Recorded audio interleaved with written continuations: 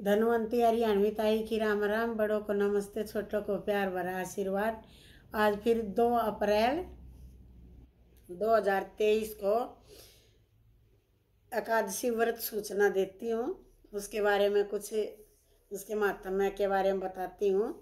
2 अप्रैल 2023 को कामदा एकादशी है और इसका व्रत द्वादशी को समय पारण प्रातः 6:05 से शाम 6:27 तक है। अब इसका महात्म्य सुनना। एकादशी व्रत कथा सुनने के लाभ।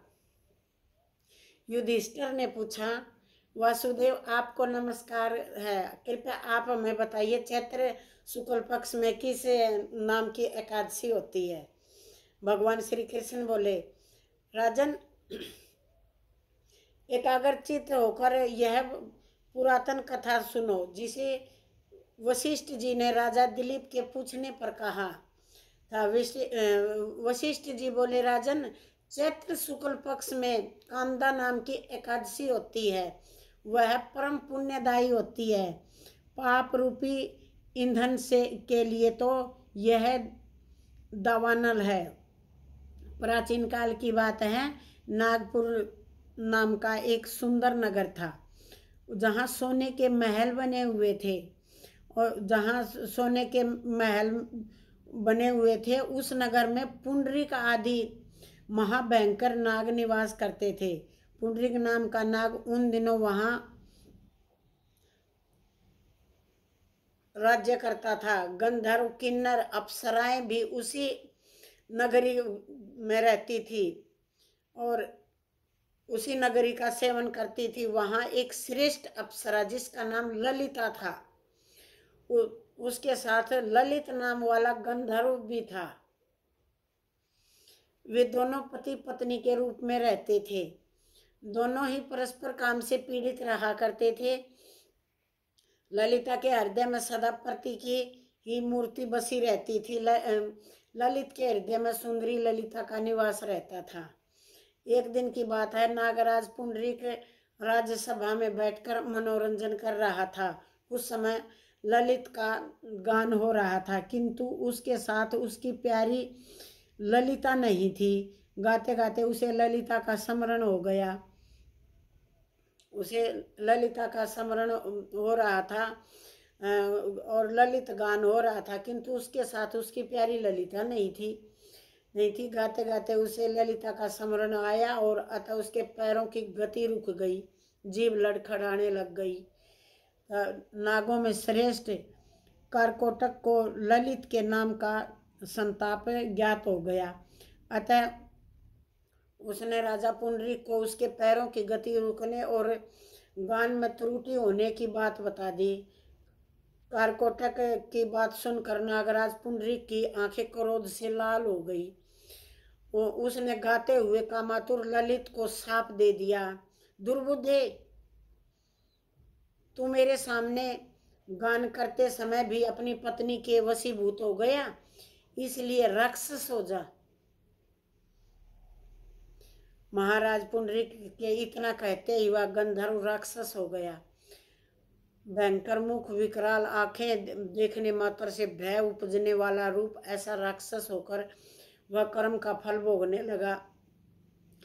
ललिता अपने पति की विकराल आकृति देख मन ही मन बहुत चिंती हुई। भारी मन से वह कष्ट पाने लगी। सोचने लगी, क्या करूं, कहाँ जाऊं, मेरे पति पाप से कष्ट पा रहे हैं। वह रोती हुई घने जंगलों में अपने पति के पीछे पीछे घूमने लगी। वन में उसे एक सुंदर आश्रम दिखाई दिया, जहाँ एक मुनि शांत बैठे हुए थे। किसी भी प्राणी के साथ उनका वैर विरोध नहीं था। ललिता शीघ्रता के साथ वहां गई और मुनि को प्रणाम करके उनके सामने खड़ी हो गई। मुनि बड़े दयालु थे। उस दुखनी को देखकर वे इस प्रकार बोले, सुबह तुम कौन हो, कहाँ से आई हो, मेरे सामने सच सच बताओ। ललिता ने कहा, महामुने, वीर धंधुआ नाम वाले एक गंधर्व हैं। मैं उन्हीं महात्मा की पुत्री हूँ। मेरा नाम ललिता है। मेरे स्वामी अपने पाप दोष के कारण राक्षस हो गए हैं। उनकी यह अवस्था देखकर मुझे चैन नहीं हो रहा। आप ही बताइए विप्रवर, इस पुण्य के द्वारा मेरे पति राक्षस भाव से छुटकारा पा जाए, उसका उपदेश दीजिए। ऋषि बोले, भद्रे, इस समय चैत्र मास के शुक्ल पक्ष की कामदा नामक एकादशी तिथि है, जो सब पापों को हरने वाली और उत्तम है। तुम उस विधि पूर्वक उसका व्रत करो और व्रत को पुण्य हो उसे अपने स्वामी को दे डालो। पुण्य देने पर क्षण भर में ही उसके साप का पाप दोष दूर हो जाएगा। राजन मुनि का यह वचन सुनकर ललिता को बड़ा हर्ष हुआ। उसने एकादशी को उपवास करके द्वादशी के दिन उन ब्रह्मर्षि के समीप ही भगवान वासुदेव के समक्ष अपने पति के उद्धार के लिए यह वचन कहा, मैंने जो भी यह कामदा एकादशी का उपवास व्रत किया है, उसके पुण्य के प्रभाव से मेरे पति का राक्षस भाव दूर हो जाए। वशिष्ठ जी कहते हैं, ललिता के इतना करते ही क्षण में ललित का पाप दूर हो गया। उसने दिव्य देह धारण कर लिया और राक्षस भाव चला गया और पुनः गंधर्व तव की प्राप्ति हो गई।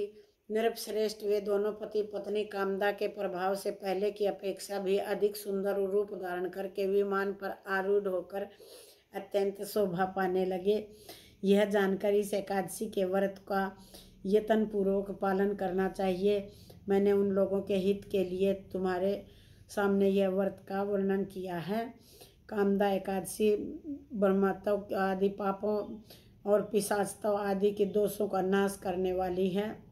राजन, इसके पढ़ने और इसके सुनने और सुनाने वाले दोनों को पुण्य का लाभ मिलता है। इसे सुने अथवा औरों को भी सुनाएं। जय श्री राम। हर हर गंगे। ऐसी राजा की सुनी, ऐसी सभी की सुने। पहले आया ऐसा दुख किसी में ना आए। कोई भी अपने तपस्या से, भजन से वंचित ना हो। सभी प्यार से रहें। राम राम।